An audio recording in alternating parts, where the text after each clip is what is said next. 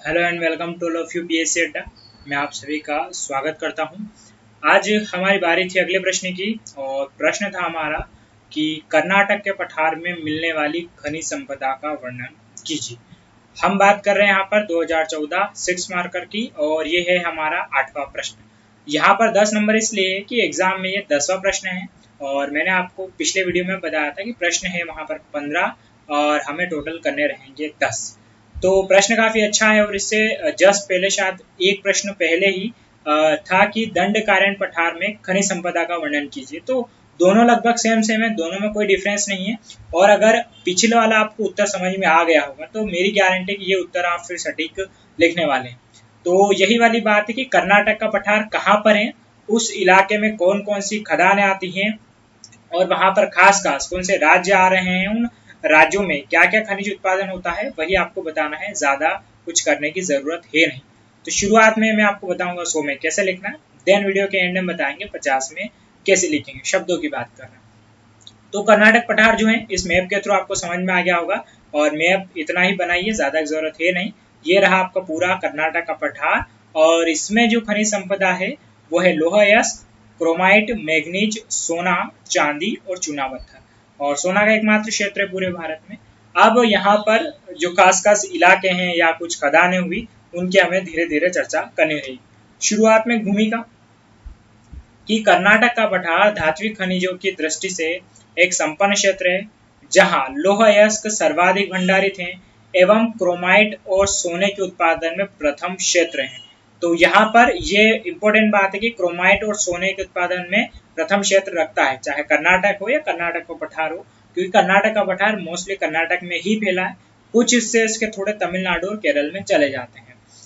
इसके अलावा कि साथ ही मैग्नीज, सोना, चांदी आदि आवश्यक मात्रा में पाए जाते हैं। तो कर्नाटक के पठार में कुछ ये चीजें भी हमें देखने को यहाँ पर मिल जाती है। अब जैसा कि पिछले आंसर में लिखा था, धीरे धीरे करके एक एक चर्चा करेंगे हम यहाँ पर।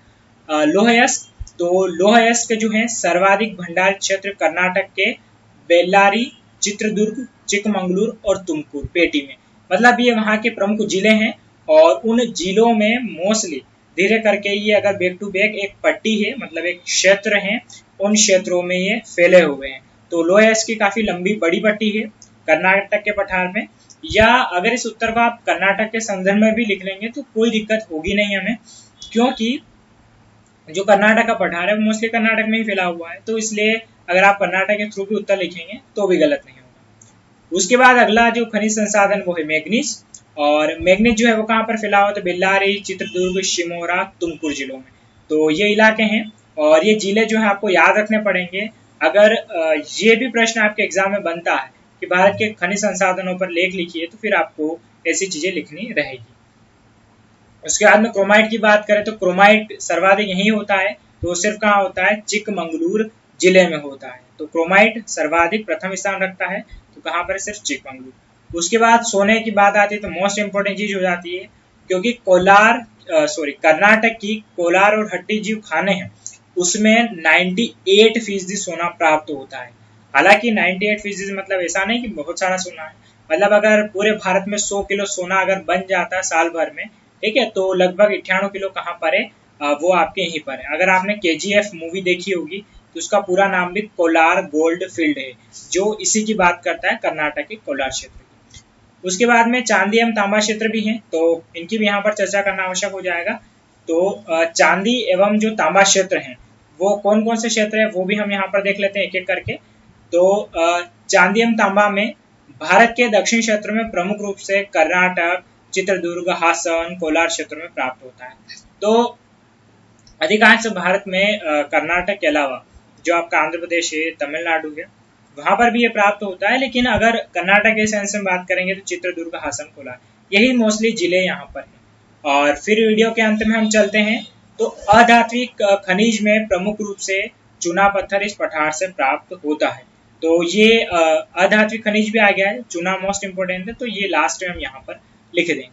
तो ये हमारा उत्तर पूरा होता है 100 शब्दों के अनुसार। अब बारी आती है 50 शब्दों की, तो वापिस से हम शुरुआत की ओर लौटते हैं। 50 में लिखना है तो मैं हमेशा एक तरह कहता हूँ, आपको क्या करना रहेगा, सबसे पहले जो काम है वो ये कि आप मैप तो जरूर बना लें, ठीक है। मैप तो आपको बनाना रहेगा, क्योंकि बिना मैप का आपके काम यहाँ पर क्या है, चलने वाला है नहीं। और मैप के कोई मार्क्स या नंबर आपके कटते हैं नहीं, और जो मार्क्स है वो तो आपको एक्स्ट्रा मिल ही जाएंगे। तो ये बनाने के बाद में ये जो डायग्राम मैंने बना रखा है, ठीक है, ये डायग्राम तो आप बिल्कुल बना लें यहाँ पर, ऐसा वाला कोई दिक्कत रहेगी नहीं। उसके बाद में हमें क्या करना है, जब 50 शब्दों की बारी आ रही है तो 50 शब्दों में इंट्रोडक्शन तो हमेशा की तरह खत्म हो ही जाता है, इसकी तो हमें बिल्कुल भी बात करनी ही नहीं है, ठीक है, जब 50 की बात है। उसके बाद क्या करना है आपको, अगर ये शब्द भी गिनेंगे यहाँ से, जहां से मैंने स्टार्ट किया है लोहा अयस्क से लगाकर ये वाला लोहा अयस्क, फिर मैग्नीज, फिर क्रोमाइट, फिर सोना, चांदी, तांबा और लास्ट में धातु, इनको बस आप ऐसा का ऐसा लिख दें तो आपको 50 में उत्तर पूरा हो जाएगा। ये 50 शब्दों से ज्यादा नहीं है, क्योंकि शब्द यहाँ पर लगभग 5 से ज्यादा नहीं जा रहे, 10 लाइनें हैं। 50 में हमारा उत्तर क्या हो जाएगा, कंप्लीट। और आसानी से फिर आपको 5 में से लगभग 4 नंबर तो मिल ही जाते हैं, ठीक है। अगर आपके मन में ये विचार आता हो 5 में से 5 क्यों नहीं मिलेंगे सर, तो ये थ्योरेटिकल जो एग्जाम्स होती हैं उसमें संभावना बहुत कम हो जाती है, क्योंकि अगर मैथ्स से होती तो मैथ्स में आपको हर एक स्टेप बाय स्टेप नंबर मिल जाते हैं। यहाँ पर बहुत रेयर केस होता है जहाँ पर फैक्चुअल हो वहां पर नंबर मिल जाते हैं, वर्णन में नंबर मिलने की संभावना 1-2 पॉइंट कम ही रहती है। लेकिन 5 में से अगर आपको 4 मिल रहे हैं तो बेस्ट है, ठीक है, आप इसमें से मत सोचिएगा। और 6 में से अगर 5 आ जाए तो वो बेस्ट है। ओके, चलिए साथियों, तो मेरा वीडियो होता है यही समाप्त। कल फिर मिलेंगे हम नए प्रश्न के साथ में। और अभी जो MPPSC क्लासेस शुरू हो गई हैं सुबह 11 बजे से लगाकर 2 बजे तक, आप वो क्लासेस जरूर अटेंड कीजिएगा, बहुत इंपॉर्टेंट, बहुत बेसिक क्लियर होने वाला है। विश्व भूगोल शुरू होगा, अर्थव्यवस्था, इतिहास, तो जरूर ज्वाइन कीजिएगा। और साथ में रात को 9 बजे तो हमारी मुलाकात होती ही रहेगी, ये सीरीज अलग से चलती रहेगी। मैं आपका साथी भूपेंद्र सिंह चंद्रावत आपसे विदा लेता हूँ। धन्यवाद।